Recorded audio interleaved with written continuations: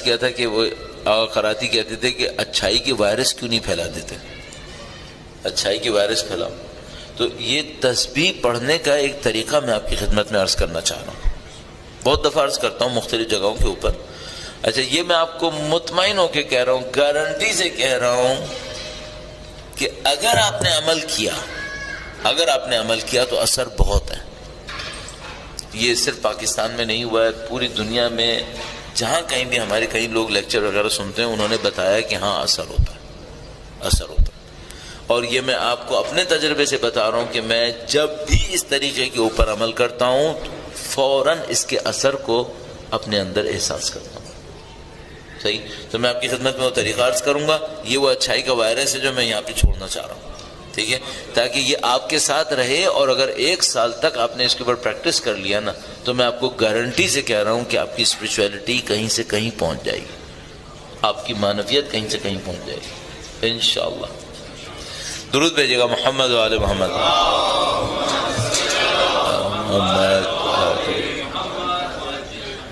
تسبیح تو میرے خیال میں تقریباً سبھی پڑھتے ہیں نا بھئی. بعض نافلہ نمازیں ہوتی ہیں، کچھ لوگ پڑھتے ہیں کچھ لوگ نہیں پڑھتے. نماز شب شاید ہر کوئی نہیں پڑھتا ہوگا، نماز غفلہ شاید ہر کوئی نہیں پڑھتا ہوگا. تسبیح تقریباً سب لوگ نماز کے بعد پڑھ لیتے ہیں. بھائی طریقہ کار کیا رکھنا چاہیے؟ 3-4 پوائنٹس ہیں جو ہمارے ریگولر سننے والے نا وہ اس کو سن کے بور ہو چکے ہوں گے. میں 1-2 لوگوں سے معذرت خواہوں لیکن یہ طریقہ کار اتنا امپورٹنٹ ہے، میں اس کو مس نہیں کرتا. میں نے کل بھی کہا تھا میں وہ انویسٹر ہوں جو اپنی انویسٹمنٹ کو صحیح جگہ پہ لگا کے جانا چاہتا ہے تاکہ مجھے ریٹرن ملتا رہے اس کا. تو آپ کریں گے مجھے ثواب ملے گا، میں اس کو ضائع نہیں کروں گا. آپ کو طریقہ کار عرض کروں گا. اللہ انشاءاللہ ہم سب کو عمل کی توفیق نصیب فرمائے. درود بھیجے گا محمد و آل محمد.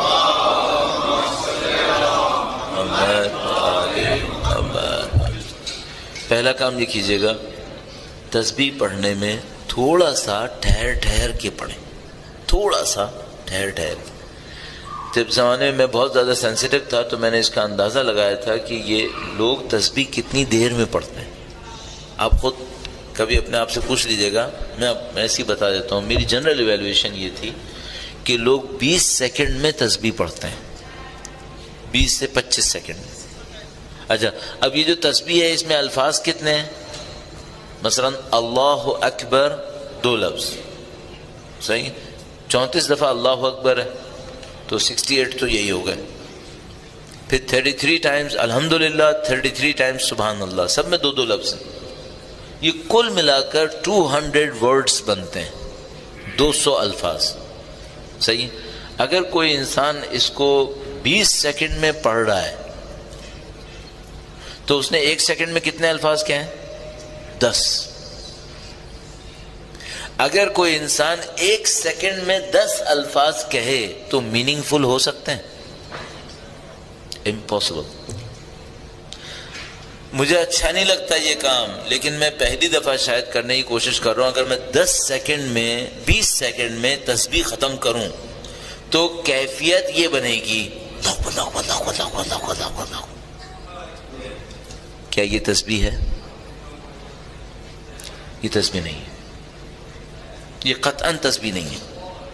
اس کا مطلب ہے تسبیح کا اثر اس بندے کو مشکل ہے کہ مل پائے، بہت مشکل ہے، تسبیح کا اثر نہیں ملے گا. اچھا بس پہلا کام کیا کرنا چاہیے؟ پہلا کام یہ کرنا چاہیے تھوڑا سا ٹھہر کر اس کو پڑھنا، ٹھیک ہے. اچھا مثال کے طور پر عام لوگ 20 سیکنڈ میں پڑھتے ہیں، آپ کتنی دیر میں پڑھیں؟ ایسے ہی میں کہوں گا ٹو اسٹارٹ ود آپ 2 منٹ میں پڑھیں. 2 منٹ زیادہ ہوتے ہیں؟ 2 منٹ زندگی میں زیادہ ہوتے ہیں کیا؟ اچھا اگر آپ نماز کے بعد 2 منٹ بیٹھے رہیں گے تو کوئی نقصان ہو جائے گا آپ کا کیا؟ کوئی نہیں ہوگا. 2 منٹ کوئی چیز نہیں ہوتی. اور اگر آپ نے 5 وقت کی نمازوں کے بعد ہر نماز کے بعد بھی 2 منٹ لگائے تو ٹوٹل 10 منٹ لگیں گے. پورے دن کے اندر 10 منٹ، وہ بھی 2 منٹ کے کئی وقفوں کے ساتھ. اتنا کوئی مسئلہ نہیں ہے. اس سے آپ کی زندگی میں کوئی خلل ہوگا کیا؟ کچھ ہار جائیں گے آپ؟ نہیں. اور میں عرض کروں کہ بہت کچھ جیتیں گے انشاءاللہ تعالی.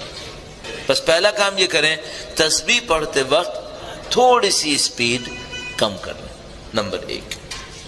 نمبر 2، جو کچھ بھی پڑھ رہے ہیں آپ نے کم سے کم 33 ٹائمز پڑھنا ہے، کیونکہ 34 ٹائمز اللہ اکبر ہے، 33 الحمدللہ، 33 سبحان اللہ. یہ کر لیں، کم سے کم شروع کے 10 الفاظ توجہ سے پڑھ لیں. مثلا آپ نے 10 دفعہ کہنا ہے، 34 ٹائمز آپ نے کہنا ہے اللہ اکبر، 10 دفعہ کم از کم توجہ سے کہہ دیں اللہ اکبر اللہ اکبر. اسپیڈ تقریباً اتنی رکھ لیں، اللہ اکبر اللہ اکبر اللہ اکبر اللہ اکبر. کیا توجہ دیں اس کے اندر؟ 2 چیزیں سوچنی ہیں، اللہ اور اکبر یعنی اس کی کبریائی، اللہ اور اس کی عظمت. اس کو آپ احساس کرنے، مثال کے طور پر اللہ کی کبریائی اور عظمت کو سوچنے کے لیے آپ اپنے ذہن میں کیا لا سکتے ہیں؟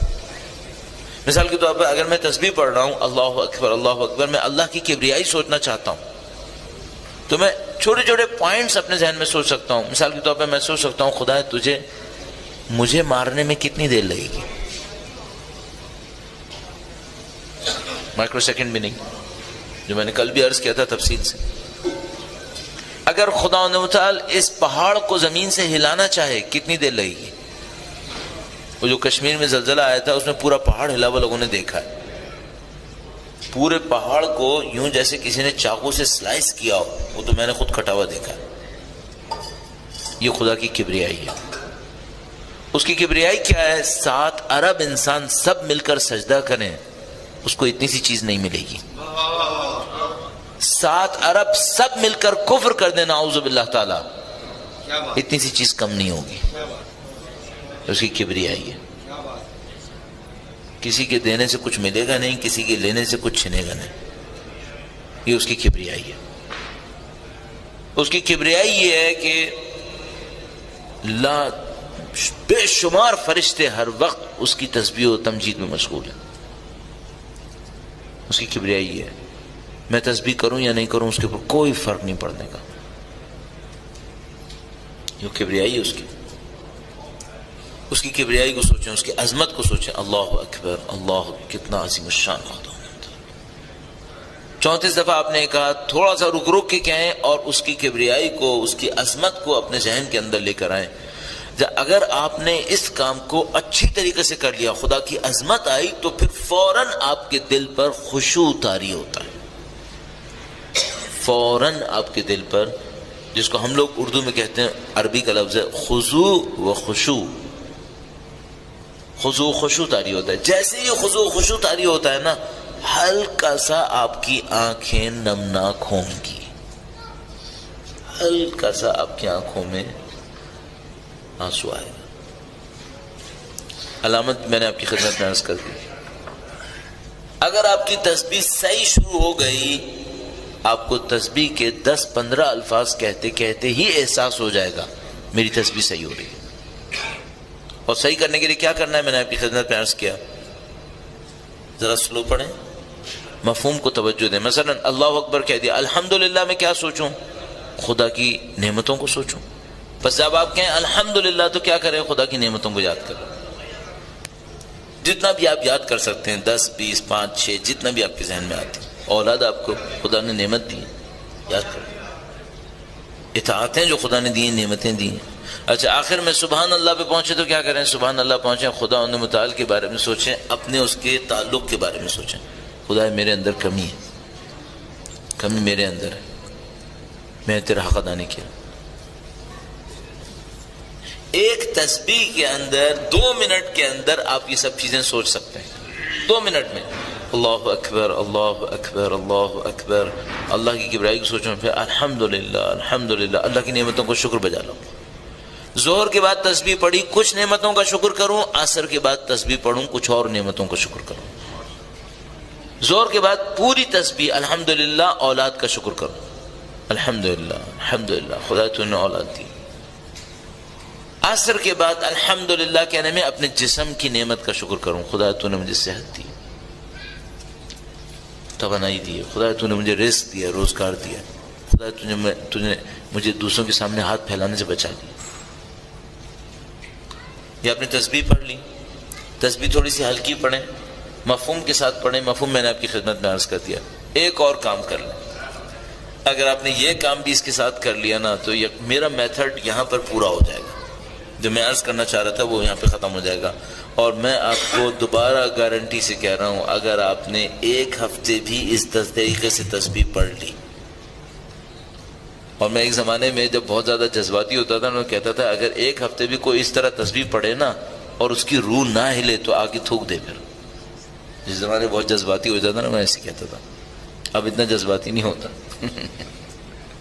اب میں کہوں گا تھوکنا کہیں اور جا کے تھوکو، میرے بچوں تھوک رہے، ایسے تھوڑی. اپنا کام کرو، تسبیح پڑھو. تیسرا پوائنٹ کیا ہے؟ تیسرا پوائنٹ، میرے اندر جو سب سے بڑا لیکوڈ ہے وہ بلڈ ہے.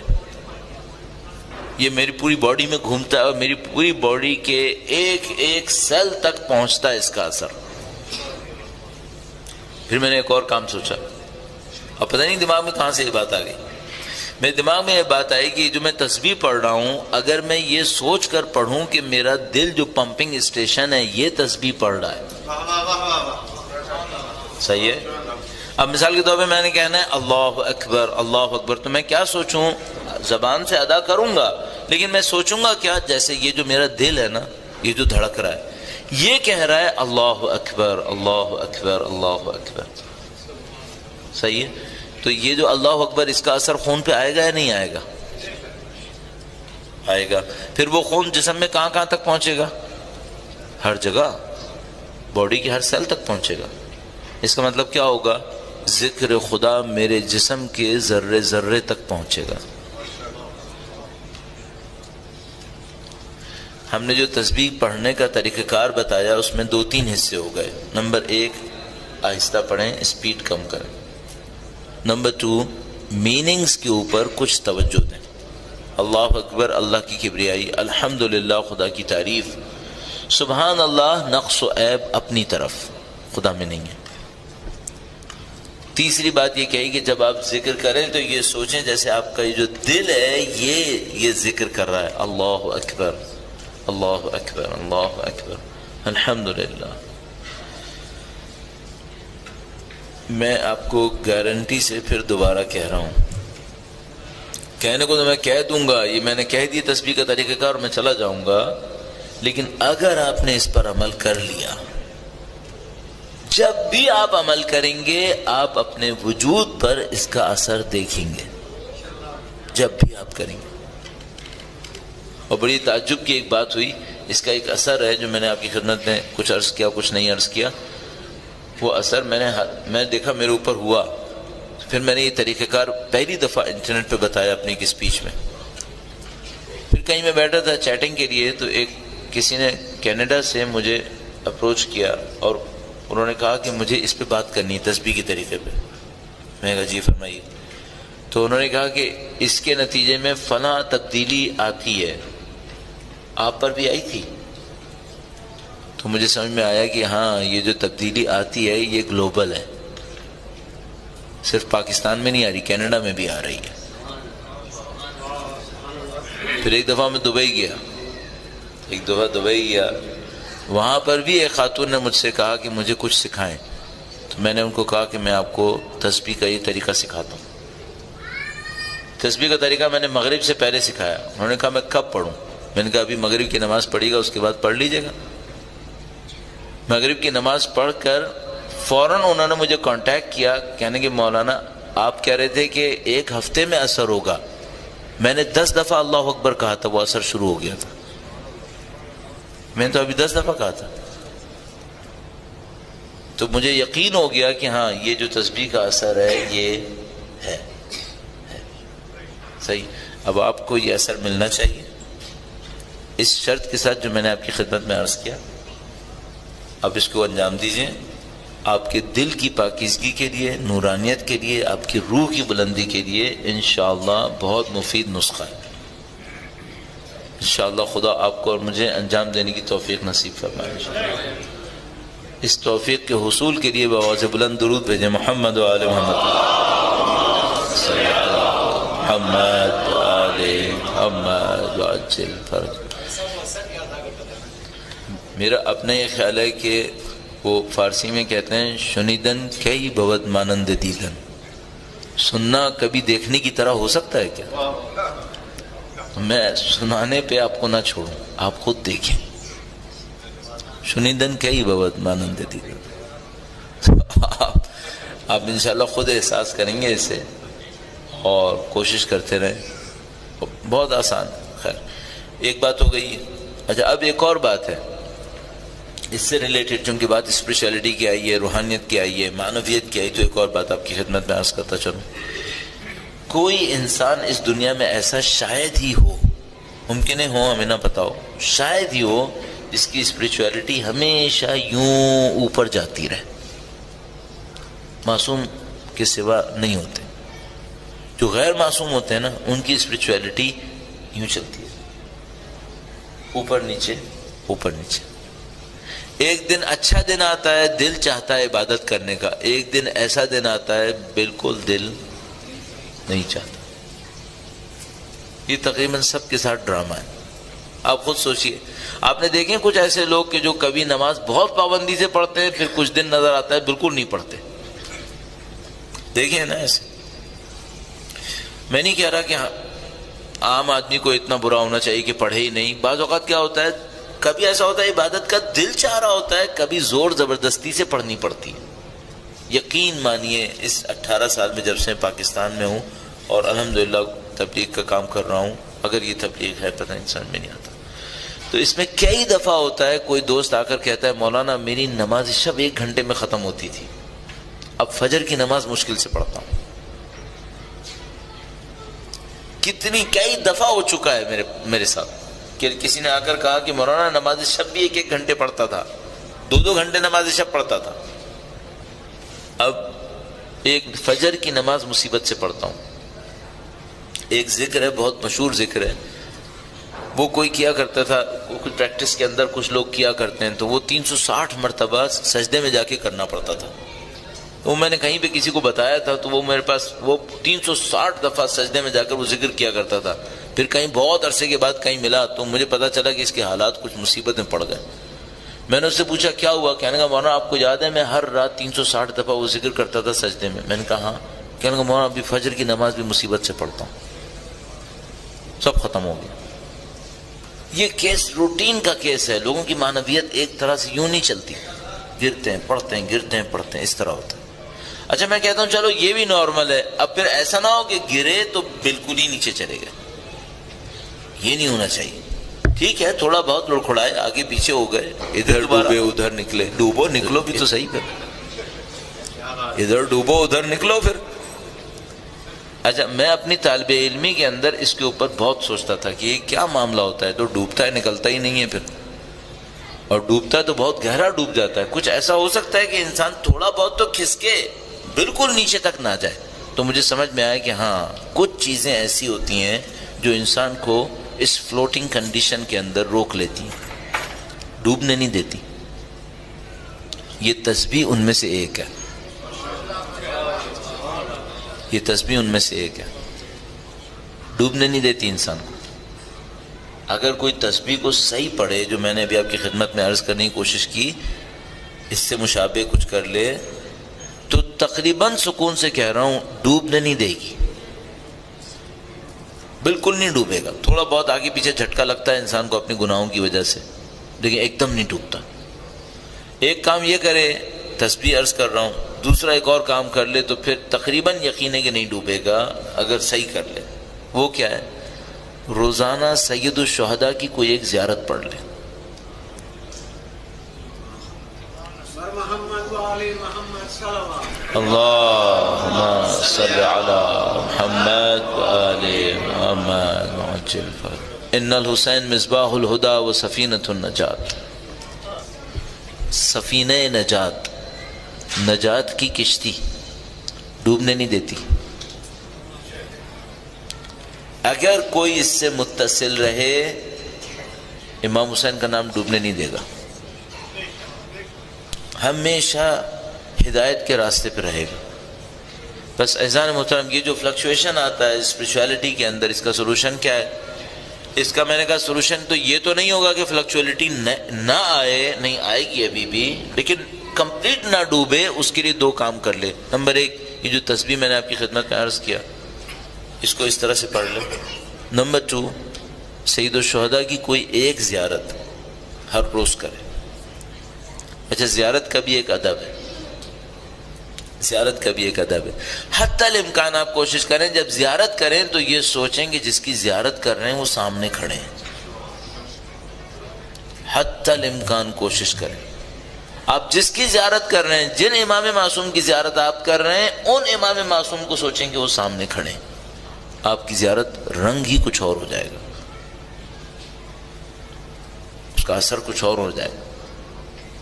یہ چھوٹی چھوٹی سی باتیں ہیں انسان محترم، جس کے ذریعے سے ہم اپنی اسپرچویلٹی کو، اپنی روحانیت کو